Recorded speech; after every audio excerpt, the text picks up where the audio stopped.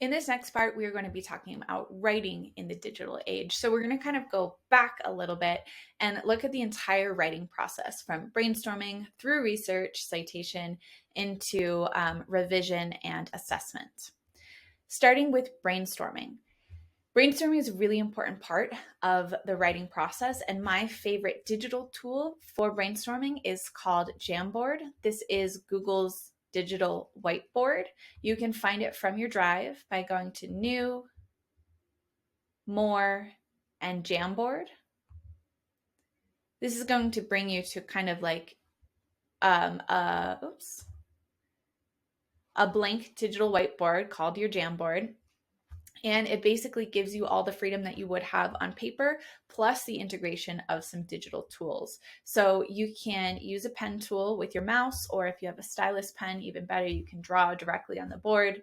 You have an eraser, a pen.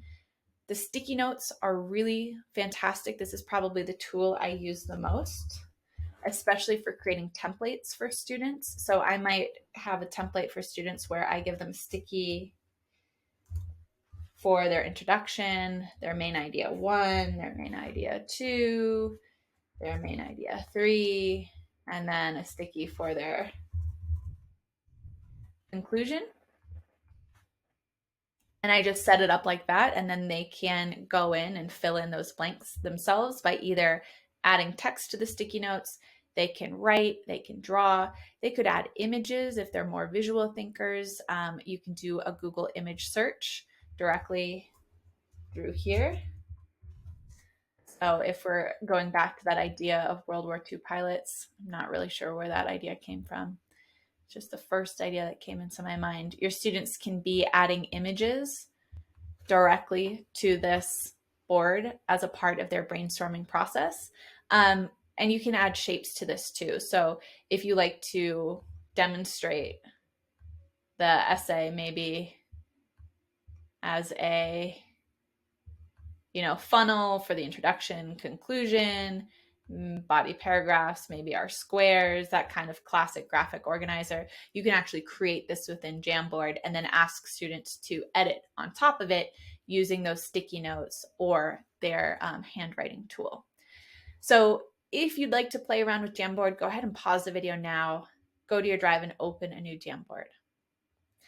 Otherwise, we'll jump back in, and I'll remind you that in the first part of this series, we talked about using Google Docs as a great researching tool and using the citation button to keep track of your sources and create those fully formatted MLA or APA citations while you're doing the research stage. The next part we're going to talk about is we're going to be looking at drafting. So actually doing the writing and revision stage. Of course, I like to do that within Google Docs as well, because that is my favorite word processing document online. We'll go back to this document that I was using for research, but maybe at this stage, you're asking your students to move into the writing process. So I could insert a page break is what I'm looking for. Here we go. Insert a page break. Maybe this was the research. And up here, we're actually going to do the essay. So we'll do our title and our intro and our paragraph 1, etc., etc. Now, as you can see, writing takes a while. And one thing you might use in the drafting process with your students, especially in the first draft process, is the voice to text tool. If you go to your tool button in Google Docs, scroll down to voice typing, you'll see you have a microphone that appears in the top left-hand corner. And all you need to do is click to start voice dictating to your document. Another really neat tool I'll show you is the ability to do this in other languages and then translate. But let's start with English. I'll click my microphone and I'll say, pilots during World War II were very brave and suffered a lot of casualties, especially during the Blitzkrieg over London period. There we go. As you can see, it doesn't do a perfect job of revising and editing and perfect spelling and grammar. You can see London needs to be capitalized. So that's why this is a great tool to show students during that first draft process, and then making sure that they go back and they're carefully revising and editing if they're using the voice to text tool. As I mentioned, this is fantastic for students who English might not be their first language. They can switch the voice tool into their native language. So we'll go to Spanish. They can dictate in their native language. No hablo mucho español, pero necesito hablar un poquito para es. There you go. Once they have that dictated onto their document, with the Google Doc, you can go Tools, Translate Document, and then you can translate this entire document that was dictated in Spanish into English. What I love about this is that allows your students whose English is not their first language to still work on the standards at grade level. So of course you still want those students to practice writing in English, and you want them to practice speaking English. Those are really, really important skills for those students, but those skills should be covered in an SEL class. As an English teacher, you want them to be learning about research and constructing paragraphs and citing sources, right? So if we're taking away the barrier that they don't speak English, you can actually work on the standards at your grade level, which is really, really cool. Once you click English and translate, it's just going to make a copy of the document in English. Again, the translation isn't perfect. It's Google Translate. So if you've used that, you know, and you can see this sentence here is the one I spoke in Spanish. I don't speak much Spanish, but I still need to speak a little. That is the first draft, some tools I would recommend. Then for revisions, this is the last thing I'll tell you in this section, is using version history to ask your students to keep track of the different versions of their documents. So some teachers I know have students write a first draft on one document and then maybe copy it and do a second draft on another document and then copy it and do a third draft on a final document. And that works okay if that's your process and that works well for you, by all means. For me, it gets a little confusing about trying to keep track of where those documents are in the Drive, in your Google Classroom. I prefer to have one document where we're doing all of our work, and instead of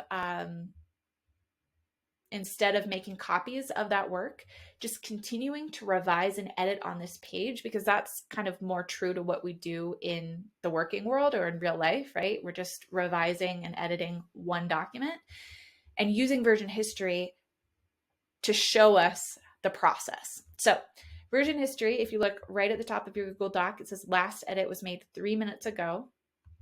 I'm going to go ahead and click that. Now in my right-hand column, I have every version that this document has been through at a minute-by-minute process. So I can go back and see all of the work that has been done on this document since it started.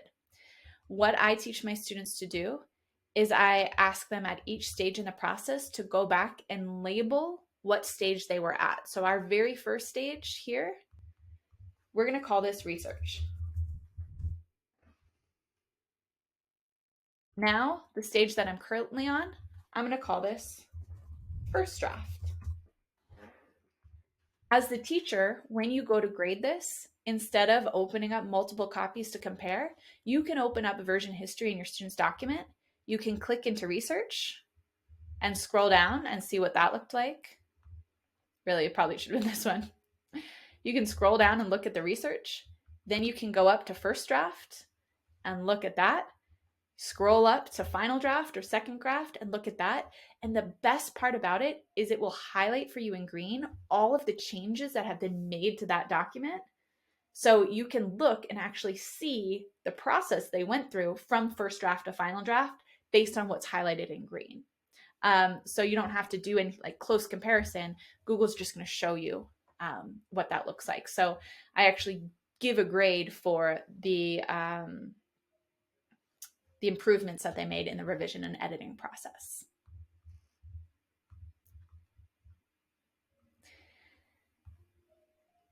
If you want to take a moment to pause and play with Google Docs, either the voice typing, translate, or version history, go ahead and do that now.